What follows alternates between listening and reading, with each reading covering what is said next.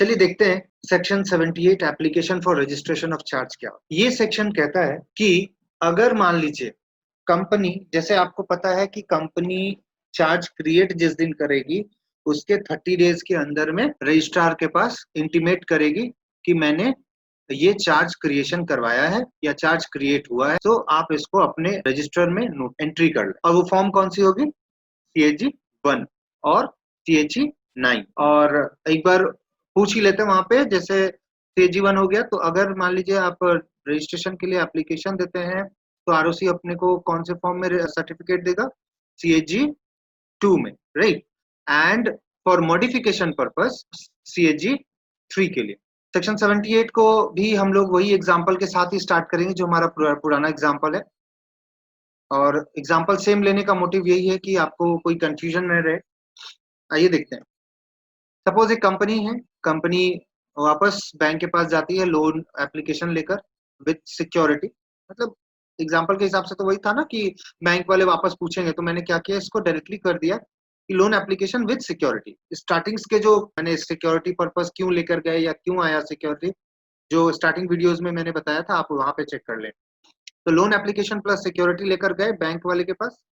Bank ने कहा okay मैं आपको लोन सैंक्शन करता हूँ, ये लीजिए लोन अप्रूव कर दिया। अब लोन अप्रूव हो जाने के बाद कंपनी का रोल क्या है? कंपनी का रोल है ROC को इंटीमेट करना। अगर ऐसा नहीं हुआ, अगर कंपनी ने ROC को इन्फॉर्म नहीं किया, या अपने पिछले वीडियो में अपने बात कर रहे थे कि कंपनी अगर ROC को इन्फॉर्म नहीं करती है तो क्या प्रॉब्लम होगी?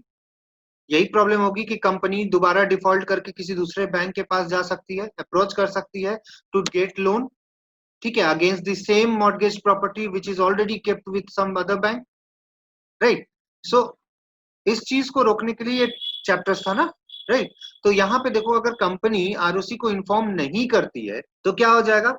यहाँ यहाँ पे एक कौन से सिक्योरिटी, ये जो सिक्योरिटी दिया गया है, ये सिक्योरिटी ऑलरेडी मॉर्गेज्ड है कि नहीं है, ये पता नहीं चल पाएगा। अब यहाँ पे क्या करेगी बैंक? बैंक अपने एंड से 78 इसीलिए कहता है कि application for registration of charge के ऑप्शन में बैंक के पास ये पावर है कि बैंक भी ROC के पास अप्रोच कर सकती है।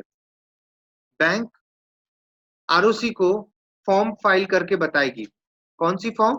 CAG 1। Now CAG 1 form file करने के बाद ROC अपने पास इस चीज को रजिस्टर करेगी।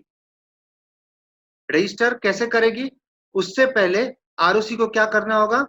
कंपनी को एक नोटिस भेजना होगा, सो कॉज नोटिस, SCN, सो कॉज नोटिस भेजना पड़ेगा। इसलिए तो वो कंपनी से क्वेश्चन पूछेगी कि आपने ये क्यों नहीं किया, और अगर आपके पास वैलिड रीजन है तो आप उसको हमें बताइए। और इसके लिए टाइमलाइन दिया जाएगा कंपनी को ओनली 14 डेज के। अगर 14 डेज के अंदर में कुछ रिस्पॉन्स मिलता है या नहीं मिलता है, उसके अकॉर्डिंग ROC अपना काम करेगी। तो सेक्शन 78 यही कहता है। आइए आगे देखते हैं। यहाँ company fail to intimate ROC, right. Now bank will intimate to ROC in same form CAG 1 और CAG 9। वही विद इन टाइमलाइन में नहीं कर पाई तो उसके बाद इंटीमेट करेगी। ओके, ना ROC क्या करेगी? सो कॉज नोटिस भेज रही है कंपनी को, सो कॉज नोटिस में जवाब मांगेगी, राइट। और इसके लिए उन कंपनी को 14 डेज का टाइम दे दी जाएगी। 14 डेज के अंदर रिप्लाई दीजिए, ठीक है। 14 डेज के अंदर भी रजिस्टर, अगर कंपनी को कुछ, कंपनी की तरफ से कुछ भी इंटीमेशन नहीं मिला ROC को, तो ROC shall register the charge within 14 days after giving show cause notice to the company.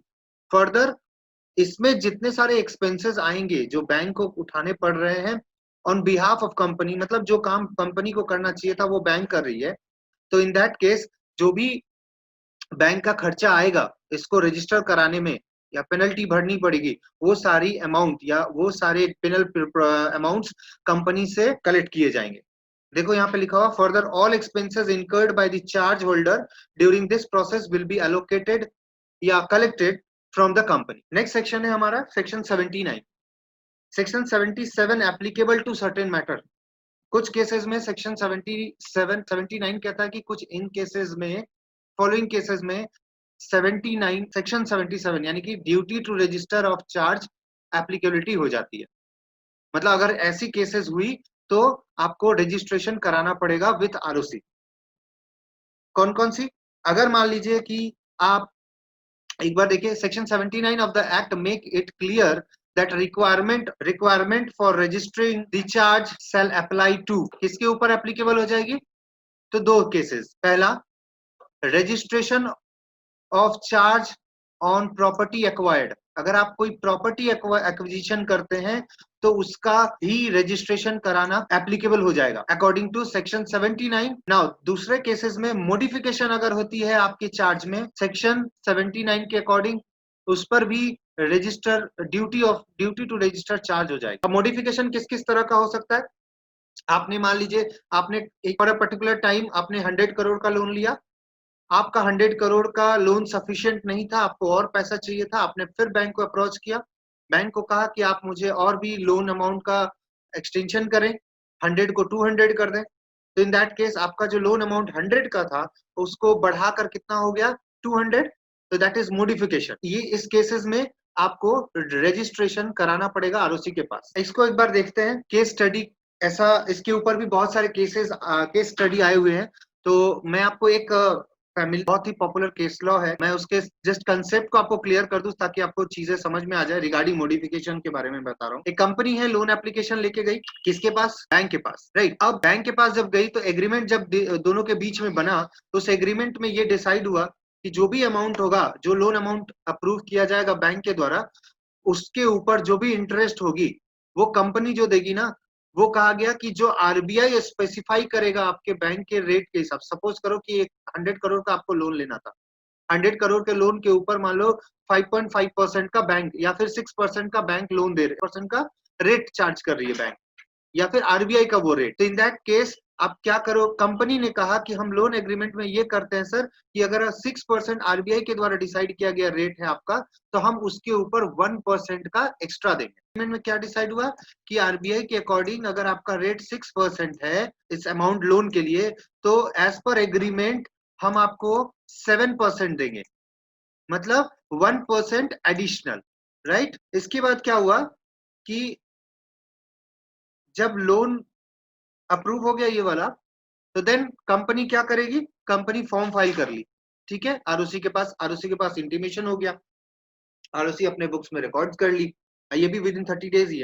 हमारे एग्जाम्पल में एक बार एक क्वेश्चन फ्रेम कर लेते हैं, देखते हैं क्या होता है। आरबीआई का बैंक रेट कितना था? से 6%, और एग्रीमेंट के अकॉर्डिंग 1% एडिशनल कंपनी प्रोवाइड कर रही थी, यानी कि 7%। सपोज करो बैंक का इंटरेस्ट रेट चेंज हो गया, बैंक का इंटरेस्ट रेट 7% हो गया। इसको जो यहाँ पे 6 लिखा हुआ है इसको आप 7 कर लीजिए, बिकॉज मैंने एग्जाम्पल क्योंकि अभी चेंज किया, तो इसको आप 7 कर लीजिए। क्या हुआ कि बैंक नया आरबीआई रेट इशू कर दिया, दैट इज 7%। अब यहाँ पे आप बताइए कि कंपनी फेल्ड, जो कंपनी है वो इन्फॉर्म नहीं करी आरओसी को। क्या इन्फॉर्म नहीं करी? तो उनके जो इंटरेस्ट रेट में मॉडिफिकेशन हुआ इसके बारे में कंपनी ने इन्फॉर्म नहीं किया।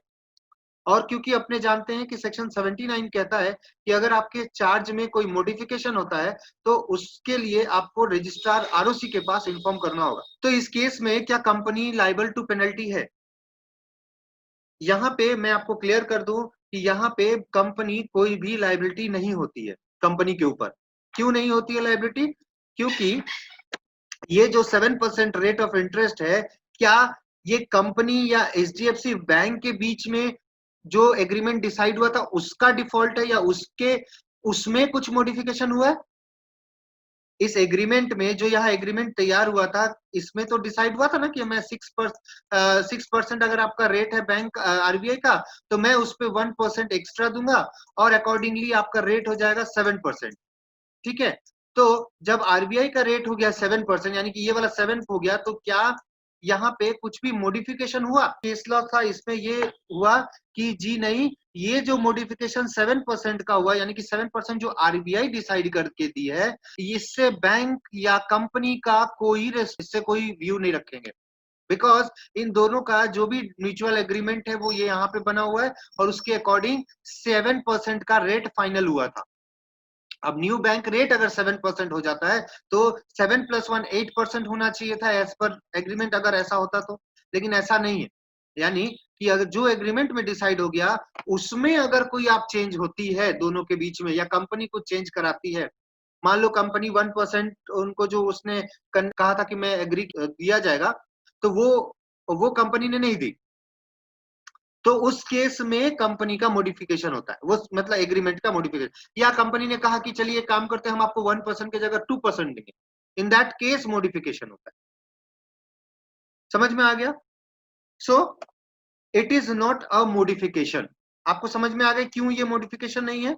क्योंकि ये केस लॉ में डिसाइड हुआ था, changes in bank rate by RBI will not amount to modification, whereas changes in percentage specified in agreement shall amount to modification. अब अच्छा, modification के टर्म में क्या क्या इंक्लूड होता है? The term modification includes variation of any of the terms of agreement including variance of rate of interest. जैसा मैंने आपको बताया कि अगर एग्रीमेंट से रिलेटेड कुछ भी चेंजेस होती है, एग्रीमेंट में मैंने डिसाइड किया कि मैं आपको कल 2 रुपया करके इंटरेस्ट दूंगा और मैं उसको 3% करना चाहता हूँ, या मैं उसको 1% करना चाहता हूँ, तो इस केसेस में मॉडिफिकेशन कहलाता है। आपने लोन अमाउंट एक्सटेंड किया या फिर कम कर लिया, उस केस में आपका मॉडिफिकेशन होता है। ये हो गया ऑल अबाउट सेक्शन 79 के बारे में।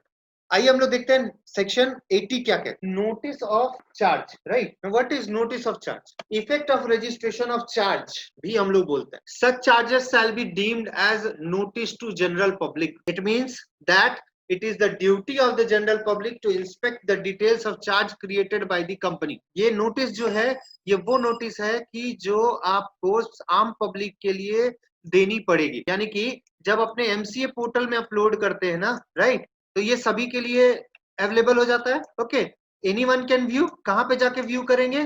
तो www.mca.gov.in। यहाँ थोड़ा राइटिंग इतना अच्छा नहीं है, आप समझ जाइए, थोड़ा सा mca.gov.in है। अब देखिए क्या होता है कि जब आप चार्ज के नोटिस मतलब चार्ज को रजिस्टर कराने के लिए ROC के पास रजिस्टर कर देंगे, तो effect of registration of charge क्या होगा? वो चार्ज को पब्लिक, जनरल पब्लिक के लिए डीम माना जाएगा कि ओपन कर दिया गया है। मतलब जनरल पब्लिक या कोई भी अगर कुछ उस प्रॉपर्टी या उस कंपनी से रिलेटेड पर्टिकुलरली उस एसेट्स पे काम कर रही है, या कोई भी एसेट्स उस कंपनी से रिलेटेड है जिसपे कि उसमें डील कर रही है, तो कोशिश करना है कंपनी को, या फिर ये डीम किया जाएगा कि वो जनरल पब्लिक को ये चीज का इंफॉर्मेशन है। क्यों है? क्योंकि ऑलरेडी कंपनी ने उसका चार्ज का रजिस्ट्रेशन वेबसाइट पे करके रखा है, और ये हम लोग की ड्यूटी है कि हम लोग जाके वहां पे चेक कर लें बिफोर डूइंग एनी एक्ट या any transaction with that company. ठीक है, तो देखो यहाँ लिखा हुआ it means that it is the duty of the general public to inspect the details of charge created by the company. ये क्या है? ये ड्यूटी है किसकी? जनरल पब्लिक की। किस लिए? इंस्पेक्ट कराने के लिए। किस चीज का? तो डिटेल्स ऑफ चार्ज का। अकॉर्डिंग टू सेक्शन 80, देखो, where any charge on any property or assets of company or any undertaking it is registered under section 77, any person acquiring such property, assets, undertaking or part thereof, or any share or interest therein shall be deemed to have notice, right? देखो ध्यान से यहाँ पे क्या लिखा हुआ है provision में, deemed to be have, shall be deemed to be have notice of the charge from the date of such registration. The section clarifies that if any person acquires a property, assets or undertaking for which a charge is already registered, it would be deemed that he has complete knowledge of charge from the date the charge is registered. मतलब कि अगर in case अगर किसी ने नहीं भी पढ़ा है या चार्ज का इंस्पेक्शन नहीं किया है और सामने वाले कंपनी को लोन या कुछ प्रोवाइड कर दी है अमाउंट, आप यहाँ पे क्लेम नहीं कर सकते कि सामने वाले ने आपका डिफॉल्ट किया है। क्यों? क्योंकि ये सेक्शन 80 कहता है कि ये डीम्ड किया कर लिया जाएगा कि आपके पास पहले से नॉलेज है इस चीज की। फ्यूचर में लिटिगेशन वाइज कितना केसेस लड़ना होगा और कैसे आप जीतेंगे अमाउंट के लिए, that is different thing. But for the time being, या फिर जैसे आप सेक्शन 80 कहता है उसके अकॉर्डिंग, तो अगर आप ऐसा कुछ एक्टिविटी हो जाती है तो भाई कंपनीज एक्ट में ऐसा क्लियरली उन्होंने हाथ खड़े कर दिए कि यहाँ पे कंपनी का तरफ से कोई भी डिफॉल्ट नहीं माना जाएगा। क्यों नहीं माना जाएगा? क्योंकि ये ऑलरेडी पोर्टल पे रजिस्टर है जो प्रॉपर्टी या एसेट्स, उसके बारे में ये आपको जानकारी होनी चाहिए। From the date of creation ये डीम्ड किया जाता है। अब आते हैं आगे सेक्शन रजिस्टर ऑफ चार्ज, मतलब आरओसी को भी रजिस्टर रखना है। कौन सा रजिस्टर? तो इंडेक्स ऑफ चार्ज रखना है। क्या रखना है? Index of charge. अब इंडेक्स ऑफ चार्ज कहाँ मेंटेन करेंगे सर? तो अपने लोग स्टार्टिंग से पढ़ते आए हैं, mca.gov.in पर जाकर MCA सर्विसेज में आपको मिल जाएगा, जहां पे चार्ज इंडेक्स ऑफ चार्ज बोलकर होगा, और यही एक रजिस्टर माना जाएगा। मतलब कम रजिस्ट्रार अगर आरओसी कोई रजिस्टर वेबसाइट पे अगर उन्होंने पब्लिश कर दिया तो माना जाएगा कि उनका वही रजिस्टर है which is available to all the general public. उनके पास और कोई दूसरा रजिस्टर नहीं है, उनका रजिस्टर का फॉर्मेट वही है। सेक्शन 81 क्या कहता है? Registrar of company shall maintain register of charge. देखिए, registrar of company shall maintain register of charge, shall maintain register containing particulars of the charge register in respect of every company। वो सारा details charge से related ROC को maintain करना पड़ेगा। ROC वो register कहाँ maintain कर रही है? एमसीए पोर्टल पे। And shall be deemed to be the register of charge for the purpose of section 81 of the act। This charge is registered shall be open to inspection by any person on payment of fee for inspection. अभी के हिसाब से अगर आप 100 rupees का payment करते हैं तो आप चार्ज के डॉक्यूमेंट्स को देख सकते हैं, यू पब्लिक डॉक्यूमेंट के थ्रू। ये हो गया सेक्शन 81। सेक्शन 82 क्या कहता है? Company to report satisfaction of charge. Company को सेटिस्फैक्शन ऑफ चार्ज का इंटीमेशन देना पड़ेगा आरओसी को। मैंने आपसे लोन लिया और मैंने लोन लेने के बाद जब मेरा मनी है मैंने आपको रिटर्न कर दिया उस चीज का या पेमेंट कर दिया, तो मेरा लोन तो चुकता हो गया आपके साथ। तो क्या आप जहां पे आपका नाम रिपोर्ट में लिखा हुआ है कि इसके पास इतना रुपया का लोन चढ़ा हुआ है, आप वहां से अपना कोशिश नहीं करेंगे कि वहां से आपका नाम हट जाए? सेटिस्फैक्शन का मतलब हो गया कि लोन का पूरा पूरा रिपेमेंट हो गया और आप इसको आरओसी को इन्फॉर्म करके और इसका अपने उनके रजिस्टर से अपना नाम रिमूव करवा ले कि अब आपके उस बैंक से रिलेटेड आपके इस प्रॉपर्टी पे कोई भी चार्ज क्रिएटेड नहीं है। करेक्ट? चलिए देखते हैं। कंपनी बैंक के पास गई, पूरा सेटिस्फैक्शन हो गया। सेटिस्फैक्शन हो जाने के बाद with in 30 days along with NOC, याद रखिएगा ये बैंक से एनओसी चाहिए होगा, ठीक है? एनओसी लेटर होता है, वो लेटर चाहिए होगा या फिर वो लेटर अटैच करके आप यहाँ पे CHG4 फाइल करेंगे। कौन सा? CHG4 याद है फॉर्म्स का जब टॉपिक देखे थे CHG4 में सेटिस्फैक्शन के लिए। ओके, तो CHG4 फॉर्म फाइल कर दिए आरओसी के पास, कितने दिन में? Within 30 days. देख लीजिए CHG4 में फाइल हो गया, राइट? अब आरओसी अगर CHG4 आपने टाइमली फाइल कर दिया है तो आरओसी आपको चार्ज CHG5 फॉर्म CHG5 में आपको सर्टिफिकेट इशू कर देगी, ठीक है? CHG5 में सर्टिफिकेट इशू कर देगी कि आपका सेटिस्फैक्शन कंप्लीट हो चुका है, राइट? चलिए, अब प्रोसेस कंप्लीट हो गया। अगर मान लीजिए कि आपने, अगर क्या होगा कि अगर आपने यहाँ पे 30 डेज के अंदर में नहीं फाइल किया, रजिस्टर किया, तो आज आपने सेटिस्फैक्शन करवा लिया और अभी तक 30 डेज बीत गए, 30 डेज बीत गए तो आपने रजिस्टर नहीं कर सेटिस्फैक्शन के लिए एप्लीकेशन नहीं दिया या इंटीमेशन नहीं दिया आरओसी को, तो क्या होगा? तो इन दैट केस यहाँ पे वो पुराने प्रोविजन अभी भी अवेलेबल है सेटिस्फैक्शन के केस में कि आपके पास 270 डेज का टाइम लिमिट है कि विद इन नेक्स्ट 270 डेज में from the satisfaction of charge आप आरओसी के पास एप्लीकेशन कर सकते हैं फॉर सेटिस्फैक्शन। अगर आपने 300 दिन यानी कि 270 प्लस 30 डेज के अंदर 300 दिन के अंदर नहीं किया तो क्या होगा? If not file with in 300 days, then to file beyond 300 days आपको सेंट्रल गवर्नमेंट से कॉन्डोनेशन डिले का ऑर्डर लेना होगा। ये चीज पहले चार्ज के रजिस्ट्रेशन के दौरान भी अवेलेबल थी, लेकिन ये अमेंडमेंट आने के बाद इसको रिमूव करके सिर्फ और अभी सेटिस्फैक्शन के केस में रख दिया गया कि अब आप सिर्फ सेटिस्फैक्शन के लिए अगर आप करवा रहे हैं तो आप कॉन्डोनेशन करवाइए और कोई दूसरे केस में नहीं होगा। इसमें देखिए क्यों रखा गया सेटिस्फैक्शन के केस में और क्यों रिमूव किया गया, इसके पीछे भी लॉजिक है। सेटिस्फैक्शन अगर मान लीजिए आप नहीं भी करवाते हैं तो इसमें बैंक को कोई नुकसान नहीं है क्योंकि कंपनी का नाम चढ़ा हुआ है वहां पे, बैंक को तो पेमेंट हो चुका है और आरओसी को पता है।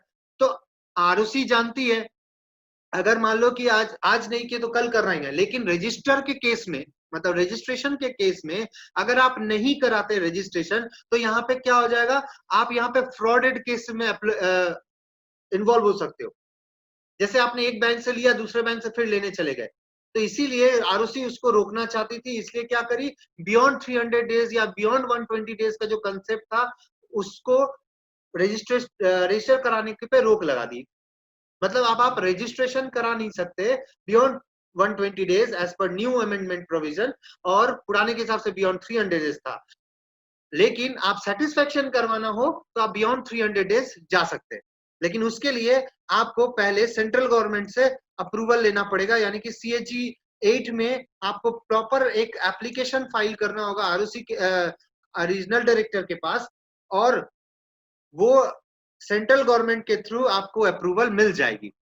अगर वो अप्रूवल मिल जाती है, और उसमें तभी अप्रूवल मिलेगी जब उनको लगेगा कि ये एक बाय मिस्टेक हुआ है, यहाँ पे कोई इंटेंशनली नहीं किया गया था।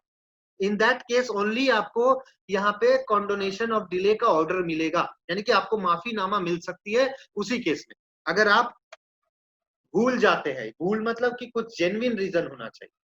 आइए देखते हैं, अब इसको एक बार वापस देखते हैं कि अगर आप 30 डेज के अंदर करेंगे तो नॉर्मल फीस लगता है, नेक्स्ट 270 डेज के करते हैं तो एडिशनल फीस लगती है, और बियॉन्ड 300 डेज करते हैं तो आपको पेनल्टी तो लगेगी ही, मतलब जो ऑर्डर आएगी उसमें भी पेनल्टी प्रेस्क्राइब कर दिया जाएगा, ऊपर से जो एडिशनल फीस लगना था वो भी लगेगा और नॉर्मल फीस भी लगेगा।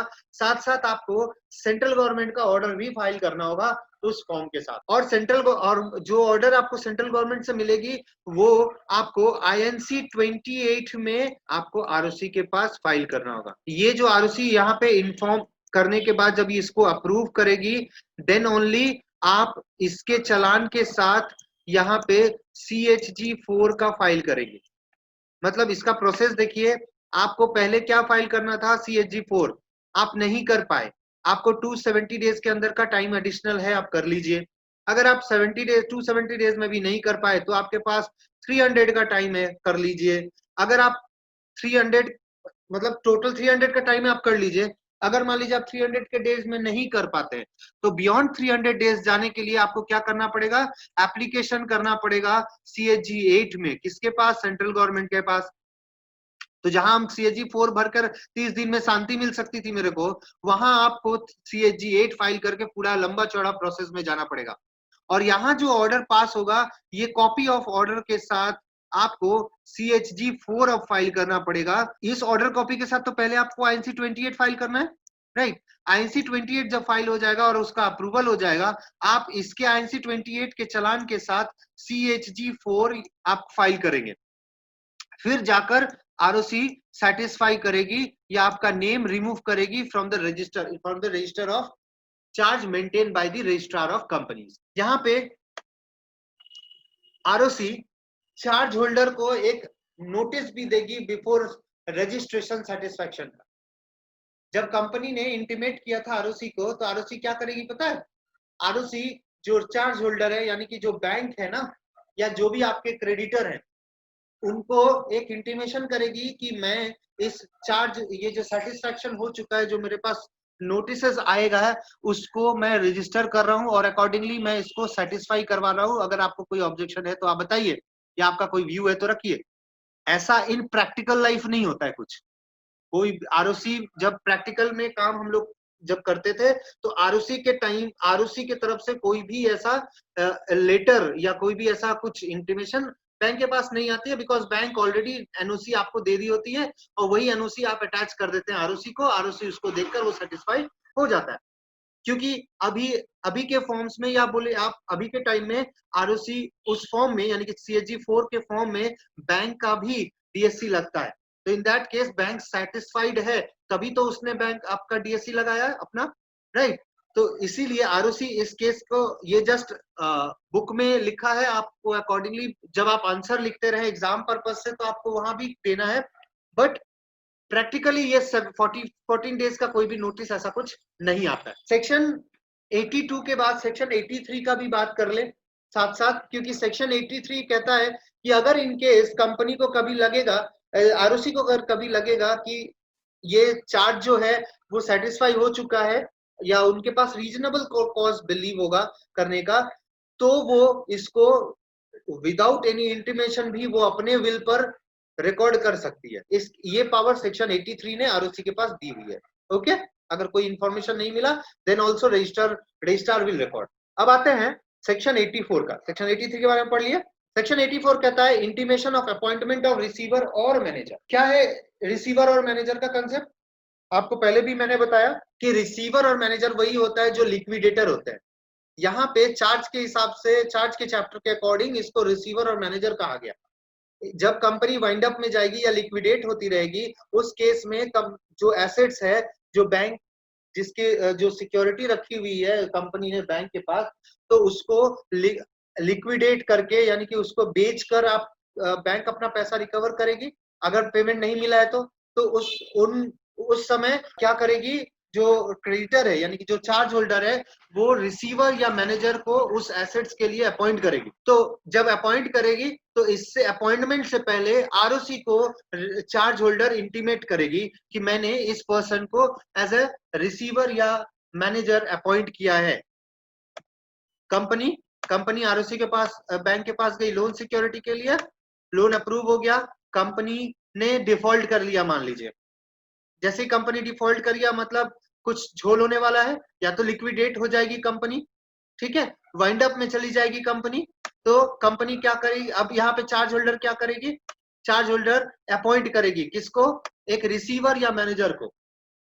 ठीक है, जैसे ये रिसीवर या मैनेजर अपॉइंट हो जाएगा तो बैंक यानी कि रिसीवर या मैनेजर क्या करेगा, ये रिसीवर और मैनेजर इंटीमेट करेगा कंपनी को कि मेरे को अपॉइंट किया गया है एज अ रिसीवर और मैनेजर फॉर दिस पर्पज। तो क्या लिखा हुआ है, intimate the company inform CHG 6 में within 30 days from the date of passing of order.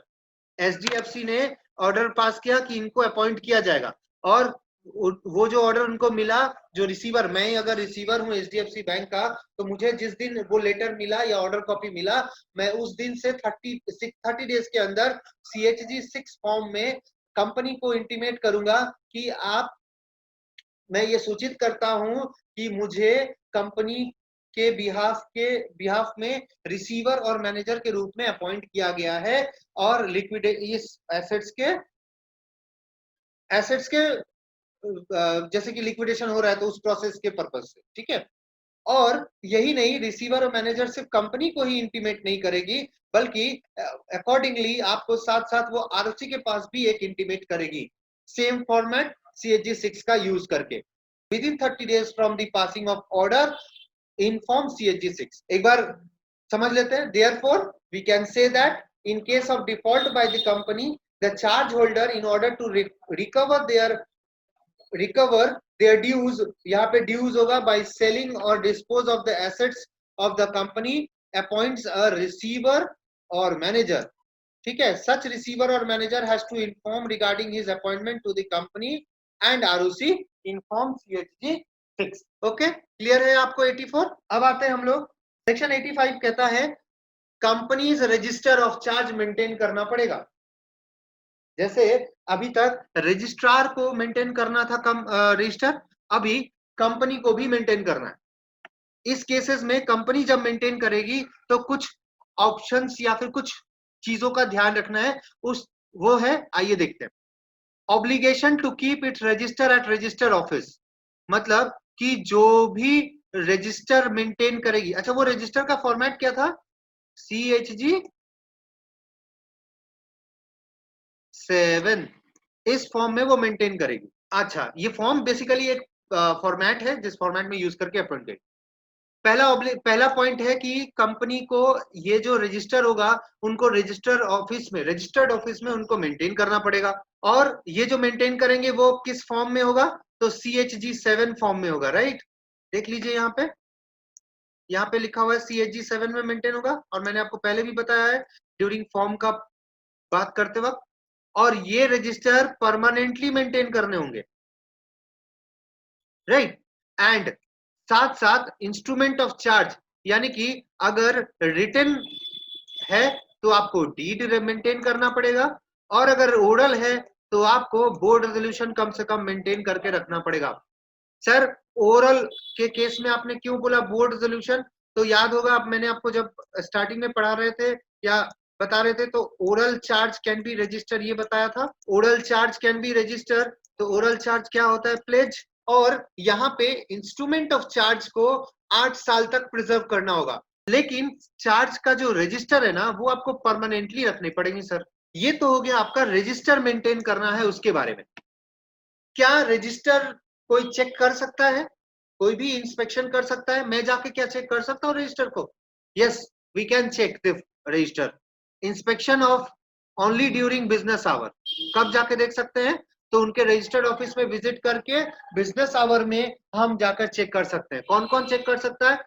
अगर आप कंपनी के मेंबर हैं, ठीक है, तो या फिर आप क्रेडिटर हैं तो फ्री ऑफ कॉस्ट आप जाके चेक कर सकते हैं। मैं मेंबर भी नहीं हूं या क्रेडिटर भी नहीं हूं, तो इन दैट केस मैं कोई और हूं। तो मैं जब कोई और हूं तो उसके लिए उनके आर्टिकल में जो प्रेस्क्राइब फीस होगा ना, उसके अकॉर्डिंग मुझे पेमेंट करनी पड़ेगी। अगर उनके आर्टिकल्स में ये लिखा गया कि हर पेज का चार्ज आपको 10 रुपया देना पड़ेगा, और मान लीजिए अगर 20 पेज हुआ तो 200 रुपया हो गया, तो इन दैट केस मैं ये देखूंगा कि यहाँ पे ज्यादा फीस लग रहा है, और 100 रुपया में मैं MCA पोर्टल में जाकर ऑनलाइन भी चेक कर सकता हूँ। So it's the best way कि अगर मान लीजिए उनके रजिस्टर में, उनके एओ में ज्यादा अमाउंट लिखा हुआ है, तो मैं उसको ना फॉलो करके और अपना बुद्धि दिखाऊंगा और सीधे सीधे MCA के वेबसाइट पे जाके इंस्पेक्ट कर लूंगा उनके चार्ज को। ये हो गया सेक्शन 85 के बारे में। अब हम लोग जानेंगे क्या होगा कि अगर मान लीजिए रजिस्ट्रेशन ही नहीं हुआ। जैसे अगर हम कोई चार्ज का रजिस्ट्रेशन नहीं कराते हैं तो क्या क्या कॉन्सिक्वेंसेस हो सकते हैं? ठीक, क्या क्या कॉन्सिक्वेंसेस हो सकते हैं सर? तो कॉन्सिक्वेंसेस के लिए आपको ये 3 चीज देखनी पड़ेगी। पहला, charge is void from the point of view of banker. Banker के व्यू से ये वॉइड हो जा रहा है। क्यों वॉइड हो जा रहा है? क्योंकि जो बैंकर अभी तक सोच रही थी कि ये मेरा सिक्योर्ड है, यहाँ पे लोन, वो सिक्योर्ड नहीं रहेगी, वो अनसिक्योर्ड हो जाएगी, राइट। और बैंक के पास कोई कोई ऑफिशियल डॉक्यूमेंटेशन नहीं रहेगी कि वो जाके बैंक कंपनी के ऊपर क्लेम कर सके। कंपनी के हिसाब से कोई प्रॉब्लम नहीं हुई है। It means that banker can not sue company in case of default. यही तो यहाँ पे जब दूसरा पॉइंट देखते हैं तो क्या लिखा हुआ है? Charge is valid from the point of view of company. Non registration of charge का मतलब, अगर आप चार्ज का रजिस्ट्रेशन नहीं कराते तो वो जो सिक्योर्ड वाली थी ना, वो सिक्योर्ड अब कोई लोन नहीं रह जाएगा, वो बन जाएगा आपका अनसिक्योर्ड लोन।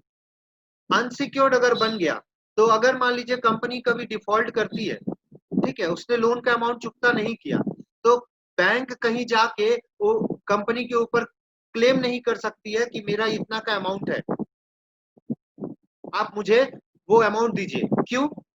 क्योंकि उन्होंने रजिस्टर ही नहीं कराया, राइट।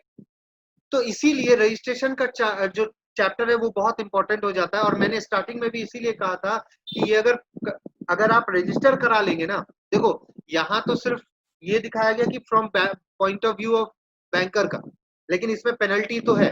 अगर पेनल्टी है तो यहाँ ऑफिसर इन डिफॉल्ट, यानी कि कंपनी सेक्रेटरीज भी ऑफिसर इन डिफॉल्ट हुए, तो उनको भी लाइबल होना पड़ेगा। तो इसीलिए मैंने कहा था कि आप कोशिश करें कि बैंक के साथ कुछ ऐसा रिलेशन बनाए कि बैंक को ये इंटीमेट करे कि सर मैं, आप लोन का डिसबर्समेंट अप्रूवल आप दे दीजिए, लेकिन लोन का डिसबर्समेंट तभी कीजिए जब कंपनी से आपको चार्ज का रजिस्ट्रेशन कराने का आपको एक सर्टिफिकेट मिल जाए, या फिर कम से कम फॉर्म मिल जाए जिससे कि चार्ज रजिस्ट्रेशन कराया जा रहा है, राइट। तो अगर ऐसा हो जाएगा तो यहाँ पे डिफॉल्ट का कोई बात ही नहीं आएगा ना। बैंकर की तरफ से सोचे तो उनका जो लोन है वो सिक्योर्ड रहेगा, ठीक है, और वो अपने तरफ से सेफ साइड रहेंगे, और यहाँ पे आप भी सेफ साइड रहेंगे कि आपको पेनल्टी नहीं भरनी पड़ेगी। आप मतलब कंपनी का मैं डिनोट कर रहा हूँ, आप मतलब मैं कंपनी सेक्रेटरी के हिसाब से भी बोलूंगा तो कंपनी सेक्रेटरी तो डिफॉल्ट है ही, बट कंपनी भी लाइबल हो जाएगी। उसके बाद सेकंड पॉइंट क्या है, charge is valid from the point of view of bank, sorry company, bank के हिसाब से वॉइड हो जा रहा है लेकिन कंपनी के हिसाब से तो एक्टिव है।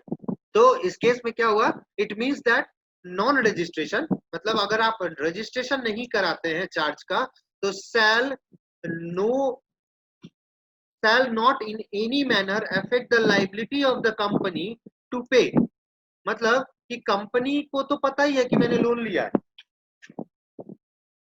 ठीक है, तो कंपनी के एंड से कोई भी राइट का इफेक्शन नहीं कुछ भी इफेक्ट नहीं हो रहा है कि वो पेमेंट नहीं करे या वो मतलब वो अब करने के लिए बाध्य नहीं है, ऐसा कुछ तो नहीं है, they can pay, okay.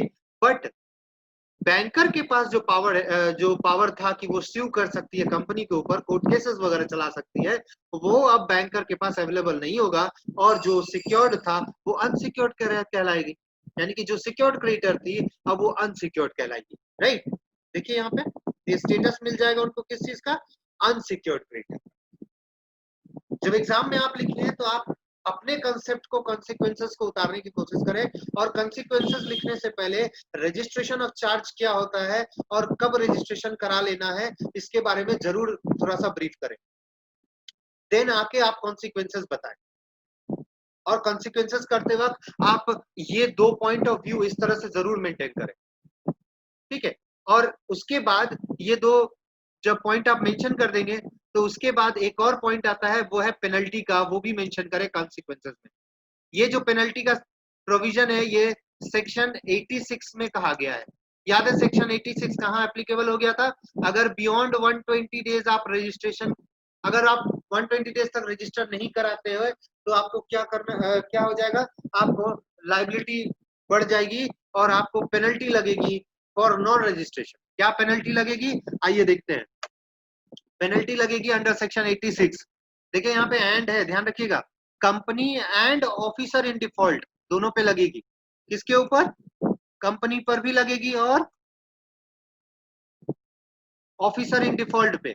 Sir officer in default किसको माना गया, नो केएमपीज को भी हो सकता है, डायरेक्टर्स को भी हो सकता है, ठीक है, इसमें इंक्लूडेड है कंपनी सेक्रेटरी, याद रखिएगा, सीए नहीं है, कंपनी सेक्रेटरीज है, ओके। अब यहाँ पे कंपनी को डिफॉल्ट, कंपनी के ऊपर पेनल्टी लगेगी, तो कंपनी के ऊपर जो पेनल्टी लगेगी और ऑफिसर इन डिफॉल्ट के ऊपर चाहिए देखते हैं। कंपनी के ऊपर जो लगने वाली है एज पर अमेंडेड 1 लाख, मतलब कंपनी को 1 लाख रुपया तक, मिनिमम 1 लाख रुपया का तो फाइन लगेगा ही लगेगा, जो कि एक्सटेंड हो सकता है कितना तक का, 10 लाख तक का। मतलब सपोज आपने अगर मान लो कि 1 लाख रुपया का ही लोन लिया है और उसको आप रजिस्टर करवा रहे हो, और आप देखो यहाँ पे 10 लाख तक का इंक्रीमेंट हो सकता है पेनल्टी में कंपनी के ऊपर, तो लोन लिया 1 लाख रुपया का, पेनल्टी भर रहे हैं 10 लाख रुपया का, तो इट्स बेटर ना कि आप रजिस्ट्रेशन करा लें। सिर्फ यही 10 लाख नहीं, अब यहाँ पे देखिए जो ऑफिसर इन डिफॉल्ट होंगे ना उनको इम्प्रिजन में मिल सकता है सर। अब यहाँ पे और है तो थोड़ा, 3 में से कोई एक लग सकता है या दोनों लग सकते हैं। इम्प्रिजनमेंट हो सकती है कितने का, मिनिमम 6 मंथ का, ठीक है, और या फिर ऑफिसर इन डिफॉल्ट पर 25,000 से लेकर 1 लाख तक का पेनल्टी भरना पड़ सकता है, फाइन। कंपनी के ऊपर सिर्फ फाइन था, याद रखिएगा, राइट। और ऑफिसर इन डिफॉल्ट के पास फाइन एंड इम्प्रिजनमेंट बोथ है, इम्प्रिजनमेंट एंड फाइन, राइट, दोनों है।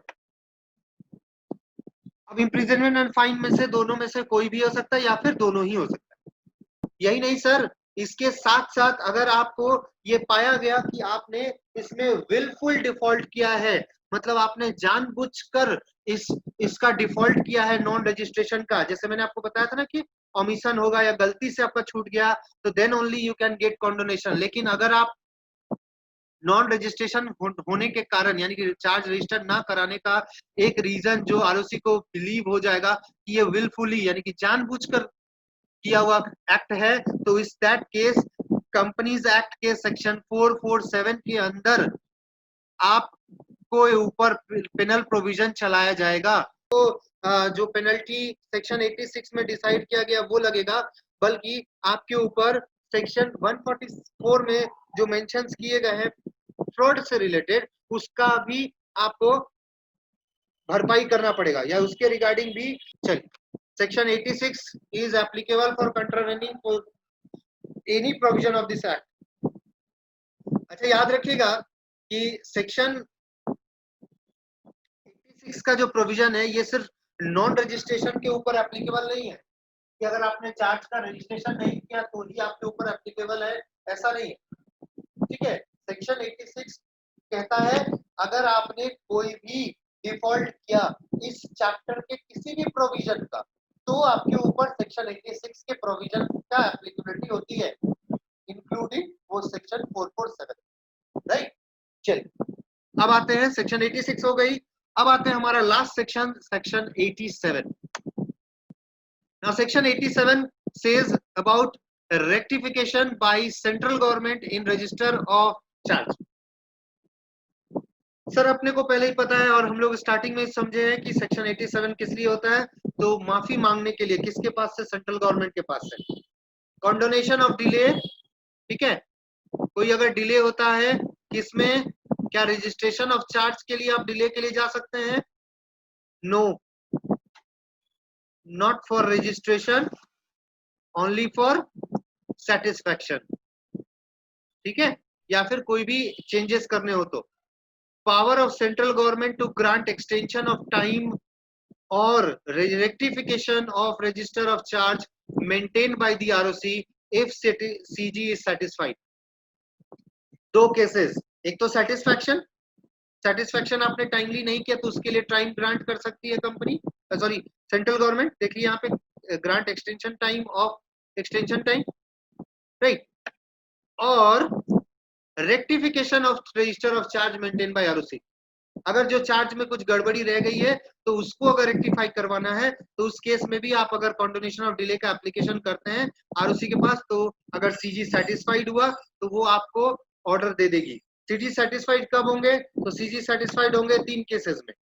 ओमिशन इज एक्सीडेंटल, मतलब जानबूझ के नहीं किया गया है, अनजाने में हो गया।